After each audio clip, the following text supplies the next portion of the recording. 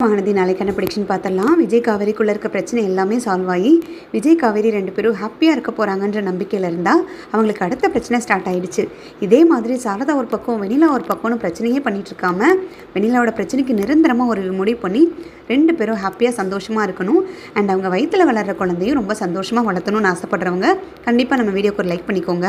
வெண்ணிலாவுக்கு பழைய ஞாபகங்கள் எல்லாமே வந்ததை நினச்சி எல்லாருமே ரொம்ப அதிர்ச்சி அடைந்துருவாங்க. என்னடா இவ்வளோ நாள் இவங்களுக்கு ஞாபகம் வரலையே நினச்சிட்டவங்களுக்கு ஏன்டா இப்போ இந்த பொண்ணுக்கு எல்லா ஞாபகமும் வந்துருச்சேன்ற அளவுக்கு ஃபீல் பண்ண வச்சுருவாங்க. ஏன்னா அந்த பொண்ணோட அப்பா அம்மா இறந்ததுக்கு காரணம் முதல் கொண்டு விஜயோட சித்தப்பான்னு சொல்லும்போது விஜய்க்கு அப்படியே தூக்கி வாரி போட்டுரும். இவன் என்ன எல்லாத்தையும் ஞாபகம் வச்சுருக்கா, நான் தான் ஆல்ரெடி அந்த குற்ற உணர்ச்சியில் இருக்கேன், காவேரிக்கு என்ன பதில் சொல்லுவேன், இவளுக்கு என்ன பதில் சொல்லுவேன்னு தெரியாமல் நானே தடுமாறிக்கிட்டு இருக்கேன். இந்த சமயத்தில் இவன் எல்லாமே ஞாபகம் வந்து உங்கள் சித்தப்பானால தான் நாங்கள் இந்த அளவுக்கு மோசமான நிலைமைக்கு போயிருக்கோன்னு சொல்லும்போது எனக்கு ரொம்ப கஷ்டமாக இருக்குது தாத்தா அப்படின்ற மாதிரி சொல்லிட்டுருக்கு. காவேரி எங்கள் லைனில் இருந்து எல்லாமே கேட்டுட்ருக்குது. அவங்க யாருக்குமே தெரியாது. வெண்ணிலா ஒரு பக்கம் I love you so much Vijay, நான் உங்களை நல்லபடியாக கல்யாணம் பண்ணிக்கணும், நானும் நீங்களும் கல்யாணம் பண்ணி நிறைய குழந்தை பெற்று அட்லீஸ்ட் இந்த உலகத்தில் நமக்காக ஒரு உயிர் இருக்காங்களேன்ற அளவுக்கு தோணணும் அப்படின்ற மாதிரி சொல்லிட்டுருக்கேன். காவேரி கண்ணிலேருந்து பயங்கரமாக தண்ணி வரும். இங்கே ஒருத்தி விஜயோட குழந்தைய வயிற்றில் வளர்த்துட்ருக்கேன், நான் என்ன பண்ண போகிறேன்னு அடுத்த செகண்ட் தெரியாமல் நின்றுட்டுருக்கேன். இவள் புதுசாக விஜயை கல்யாணம் பண்ணி குழந்தை பெற்றுக்கணும்னு சொல்கிறாளே, இப்போ இந்த பொண்ணை நினச்சி நான் கவலைப்படுறதா இல்லை சந்தோஷப்படுறதானே தெரியல.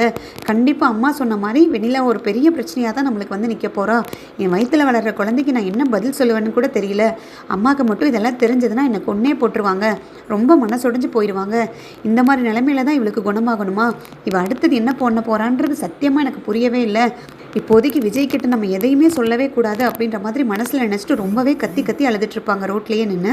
விஜய் ஒரு பக்கம் வெண்ணிலா கிட்ட கெஞ்சிட்டு இருப்பாரு. வெண்ணிலா ப்ளீஸ் வெண்ணிலா கொஞ்சம் அமைதியாரு, நான் சொல்ல வரதை முழுசாக கேளு. நான் உங்ககிட்ட ஏற்கனவே இதெல்லாம் சொல்லியிருக்கேன், பட் உனக்கு எதுவுமே புரிய மாட்டேங்குது. நான் உங்ககிட்ட நிறைய சொல்ல வேண்டியது இருக்குது. நீங்கள் லைஃப்பில் இனிமேல் இருக்க மாட்டேன் வெண்ணிலா, நீ இருக்கவும் முடியாது, உனக்கு எத்தனை தடவை சொல்கிறது அப்படின்ற மாதிரி கேட்க, என்ன விஜய் சொல்கிறீங்க, நான் உங்கள் லைஃப்பில் இருக்க மாட்டேனா? உங்கள் லைஃப்பில் நான் இருக்கணுங்கிறது தான் விதி. அதுக்காக தான் என் அப்பா அம்மா 2 பேருமே இறந்து நான் இப்படி ஒரு அனாதையாக வந்துட்டு திரும்பி உங்கள் கண்ணில் பட்டிருக்கேன். நீங்களே கூட்டிகிட்டு வந்து எனக்கு ட்ரீட்மெண்ட் எல்லாம் பார்த்து என்னை குணமாக்கி இருக்கீங்கன்னா நம்ம 2 பேரும் சேர்றக்கான விதி தான் அது அப்படின்ற மாதிரி சொல்லிட்டு இருக்க. தாத்தா பாட்டிக்கு கோவம் வந்துடும். என்னம்மா நீ பாட்டுக்கு இஷ்டத்துக்கு பேசிகிட்டு இருக்க, அவன் தான் சொல்கிறான்ல கேட்க மாட்டியா? இங்கே பாரு வெண்ணிலா, விஜய்க்கு ஏற்கனவே கல்யாணம் ஆயிடுச்சு. காவேரின்ற ஒரு பொண்ணு கூட தான் கல்யாணம் ஆகி அவங்க 2 பேரும் சந்தோஷமாக இருந்துட்டு இருந்தாங்க. எங்கள் மொத்த குடும்பமே வந்து இப்போ சீரழிஞ்சு சின்னாப்பினமாகி நிற்கிதுன்னா அதுக்கு காரணம் நீன்னு சொல்ல வரலம்மா. உன்னை கூட்டிகிட்டு வந்தது தான் காரணம். மனசாட்சிக்கு விரோதம் இல்லாமல் அவன் செஞ்ச சின்ன குற்ற உணர்ச்சினால இங்கே கூட்டிகிட்டு வரணும். உனக்கு ட்ரீட்மெண்ட் கொடுத்து குணமாக்கணும்னு நினச்சதுனால தான் வந்துட்டு இவ்வளவு பிரச்சனையும் விஜய் சந்திச்சுட்டு இருக்கான் தெரியுமா? ஒவ்வொரு நாளும் அவன் நரகத்தில் இருக்கிற மாதிரி வாழ்ந்துட்டுருக்கான். தயவுசெய்து அவன் லைஃப்லேருந்து போயிடுவேனிலா. உனக்கு நீ தான் அது விஜய்க்கு செய்கிற பெரிய நன்றி கடனாக இருக்கும். உன்னை இந்த இக்கட்டான சூழ்நிலையிலேருந்து காப்பாற்றி கொண்டு வந்து ஒரு நல்ல மனுஷியாக வந்துட்டு உருவாக்கி திரும்பி அனுப்புகிறான்னா அதுக்காக நீ கண்டிப்பாக நன்றி கடன் செலுத்தியே ஆகணும் அப்படின்ற மாதிரி பாட்டி சொல்ல, உடனே என்ன பாட்டி சொல்கிறீங்க, நான் அவருக்கு நன்றி கடன் செலுத்தணுமா? நான் அந்த மாதிரி நிலைமைக்கு போகிறதுக்கு காரணமே அவர் தானே. அவர் லவ் பண்ண போய் தானே அவங்க சித்தப்பா எங்களை இந்த மாதிரி பண்ணாங்க. இப்போ என் அம்மா அப்பாவை இழந்து என் சொந்தக்காரங்க மத்தியில எல்லாம் ரொம்ப கேவலப்பட்டு யாருமே இல்லாத அனாதையாக வந்துட்டு நின்றுட்டுருக்கேனே. இதுக்கு மேலே நான் எதை இழக்கணும்? இவருக்காக எல்லாத்தையும் இழந்து ஒரு தனிமரமாக நிற்கும் போது கூட இவர் எனக்கு கை கொடுக்க மாட்டாரா? விஜய் தான் என் லைஃப்பில் எல்லாமேன்றது நான் முடிவு பண்ணிட்டேன். விஜய்க்காக மட்டும்தான் இந்த உயிர் திரும்பி வந்திருக்கு. விஜய் நீங்கள் சொல்லுங்கள் விஜய், நான் இல்லாமல் உங்களால் இருக்க முடியுமா? நான் தானே உங்களுக்கு எல்லாமே. வெண்ணிலா வெண்ணிலா வெண்ணிலான்னு மூச்சுக்கு 300 டைம் உயிரை கொடுப்பீங்களே, இப்போ ஏன் அமைதியாக இருக்கீங்க? எனக்கு புரியவே இல்லை விஜய். நீங்கள் இல்லாமல் கண்டிப்பாக என்னால் இருக்கவே முடியாது. நீங்கள் தான் எனக்கு எல்லாமே, என்னை கைவிட்டுறாதீங்க விஜய். நீங்கள் மட்டும் இல்லைன்னா கண்டிப்பாக நான் சூசைட் பண்ணிக்குவேன் அப்படின்ற மாதிரி சொல்ல விஜய்க்கு ஒரு மாதிரி ஷாக் ஆகிடும். சரி வெண்ணிலா இப்போ எதுவும் பேச வேண்டாம், நான் உங்ககிட்ட பொறுமையாக பேசுகிறேன் அப்படின்ற மாதிரி சமாதானமாக பேசி வெண்ணிலா ரூமுக்கு கூட்டிகிட்டு போகிறது முதல் கொண்டு காவேரி எல்லாத்தையுமே கேட்டுட்ருப்பாங்க. உடனே வந்துட்டு காவேரிக்கு தோண ஆரம்பிச்சிரும். வெண்ணிலா கொஞ்சம் சாஃப்டாக பேச ஆரம்பித்தோன்னே, சூசைடுன்னு பேச ஆரம்பித்தோன்னே இவர் எப்படி மனசு மாறிட்டா இருப்பாரு, அப்படியே அந்த பொண்ணை சமாதானப்படுத்தி ரூம் கழிச்சிட்டு போயிட்டுருக்காரு அப்படின்ற மாதிரி நினச்சிட்டு ரொம்பவே அழுகுவாங்க. அந்த டைமில் பார்த்தீங்கன்னா கரெக்டாக மாமி வந்து கேட்பாங்க, என்னடி காவேரி விஜய்னு தேடிக்கிட்டு இருந்தேன், இப்போ இங்கே தனியாக நின்று அழுதுகிட்டு இருக்கியே, என்னாச்சு ஏதாச்சும் ஏதாவது பெரிய பிரச்சனைனா சொல்லு. நான் கூட உங்ககிட்ட கோவமாக பேசிட்டேன். அதுக்காகலாம் நீ என்கிட்ட சொல்லாமல் இருக்கணும்னுலாம் அவசியம் கிடையாது. எதுவாக இருந்தாலும் சொல்லு. உனக்கும் விஜய்க்கும் திரும்பி ஏதாவது பிரச்சனையாமா? இப்போ தான் எல்லாம் ஒன்று சேர்ந்துட்டீங்களே, நீயும் விஜய் தான் நல்லா பேசிகிட்டு இருக்கீங்களே, அப்புறம் என்ன ஆச்சு சொல்லுமா அப்படின்ற மாதிரி கேட்க, அதெல்லாம் ஒன்றும் இல்லை மாமி அப்படின்ற மாதிரி கண்ணை தொடச்சிருவாங்க. உடனே மாமியும் அவங்க நிற்காமல் கிளம்பிடுவாங்க. கரெக்டாக பெட்ரூமில் கொண்டு போய் விஜய் வெண்ணிலாவை படுக்க வச்சுட்டு வந்ததுக்கப்புறம் மொபைலை பார்த்தா காவேரி லைன்லேயே நிற்பாங்க. ஐயோ காவேரி, நீ இன்னும் லைனில் தான் இருக்கியா? சாரி காவேரி, வெண்ணிலா இப்படி திடீர்னு வந்து இப்படிலாம் பேசுவா. வெண்ணிலாவுக்கு பரிபூர்ணமாக வந்துட்டு இப்படி 100% குணமாயிருன்னு எங்களுக்கே தெரியல. இவ்வளோ நாள் நாங்களே ரியலைஸ் பண்ணாமல் தான் இருந்தோம். பட் அவளுக்கு ட்ரீட்மெண்ட் மூலயமா எல்லாமே குணமாயிருக்கு. நான் தான் உங்ககிட்ட ஏற்கனவே சொல்லிட்டு இருந்தேன்ல, அவள் கம்ப்ளீட்டாக குணமானதுக்கப்புறம் எந்த பிரச்சனையும் நம்ம லைஃப்பில் கிடையாது. நீ எதுக்கும் தயங்காத. இங்கே அவள் பேசினதெல்லாம் நினச்சி நீ எதுவும் பதட்டப்படாத காவேரி அப்படின்ற மாதிரி சொல்ல, எப்படிங்க பதட்டப்படாமல் இருக்க முடியும்? எப்படி பதட்டப்படாமல் இருக்க முடியும்? நான் சந்தோஷமாக இருக்க சொல்கிறீங்களா? இப்போ வெண்ணிலா கேட்ட ஒவ்வொரு கேள்விக்குமே உங்களால் பதில் சொல்ல முடிஞ்சிச்சா? வெண்ணிலா ஐ லவ் யூன்னு சொல்கிறா, உங்களை நான் கல்யாணம் பண்ணிக்கணும், குழந்தை பெற்றுக்கணும்னு சொல்லும்போது நீங்கள் பாட்டுக்கு அமைதியாக நிற்கிறீங்களே. நான் எவ்வளோ பெரிய முக்கியமான விஷயம் உங்ககிட்ட சொல்ல வந்தேன் தெரியுமா? அந்த விஷயத்தை இன்னையோட குழி தோண்டு புதைக்கிறேன். அந்த விஷயம் என் லைஃப்பில் ஏன் தான் நடந்துச்சேன்னு சொல்லி நான் இப்போ வருத்தப்படுறேன்.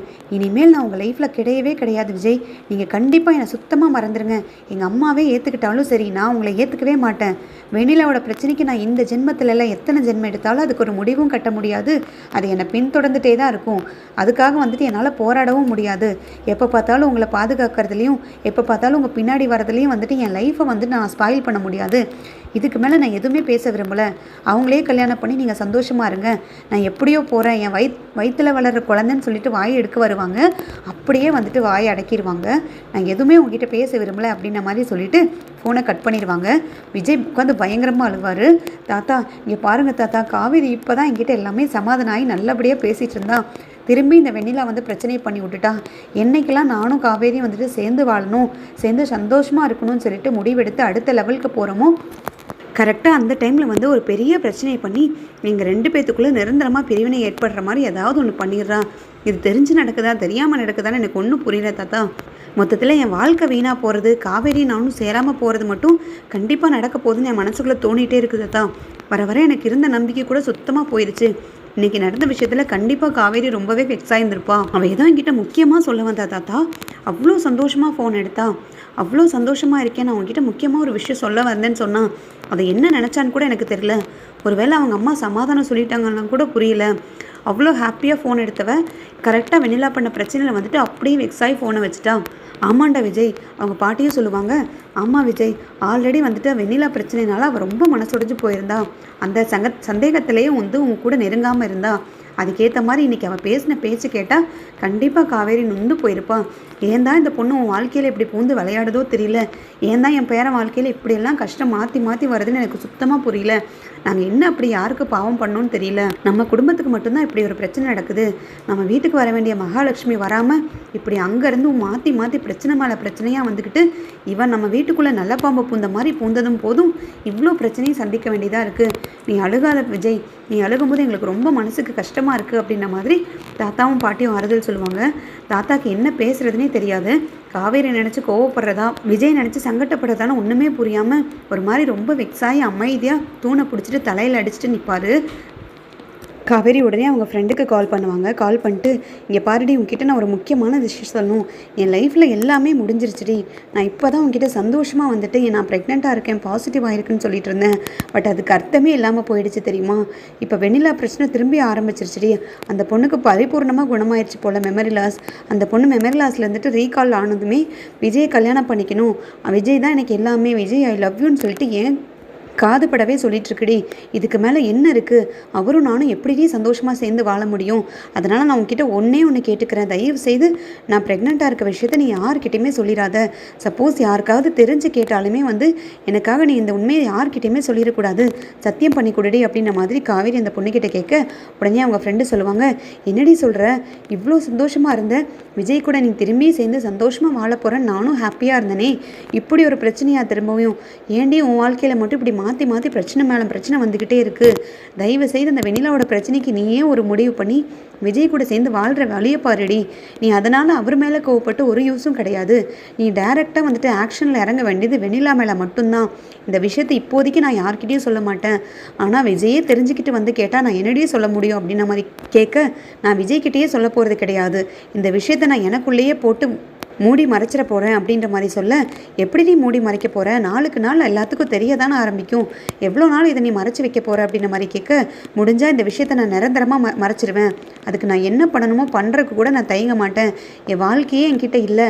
ஏற்கனவே நான் ஒப்பந்தத்தில் தான் கல்யாணம் பண்ணி வாழ்ந்துட்டுருக்கேன் அப்படின்ற மாதிரி ஊர் முழுக்க என்னை கேவலமாக பேசுகிறாங்க. அதுக்கேற்ற மாதிரி இப்படி ஒரு குழந்தை என் வயிற்றில் வளருது. நாளைக்கு அதுக்கு காரணம் வந்துட்டு யாருன்னு தெரியல. விஜயும் என்னை ஏற்றுக்காமல் போய் நானும் விஜயும் சேர்ந்து வாழாமல் போய் இந்த குழந்தைக்கே ஒரு மீனிங் இல்லாமல் 4 பேர்த்து முன்னாடி அசிங்கப்பட நான் தயாராக இல்லடி. அப்படி ஒரு விஷயம் மட்டும் நடந்துருச்சு, கண்டிப்பாக நான் உயிரோட கூட இருக்க மாட்டேன். அதனால எனக்குள்ளேயே இது வச்சுக்கிறது மட்டும்தான் இப்போதைக்கு நல்லது. கடவுளாக பார்த்து என்ன பதில் சொல்கிறாரு, காலம் எப்படி கை கொடுக்குதுன்னு பார்க்கலாம். அதுக்கப்புறமா வந்துட்டு இதுக்கு என்ன முடிவு பண்ணணுமோ நானே பண்ணுறேன். அது வரைக்கும் தயவு செய்து எனக்காக யார்கிட்டையும் சொல்லிடாதேன்னு சொல்லி அவங்க ஃப்ரெண்டுக்கிட்டேயும் சத்தியம் வாங்கிடுவாங்க. வாங்கினதுக்கப்புறம் வீட்டுக்கு போவாங்க.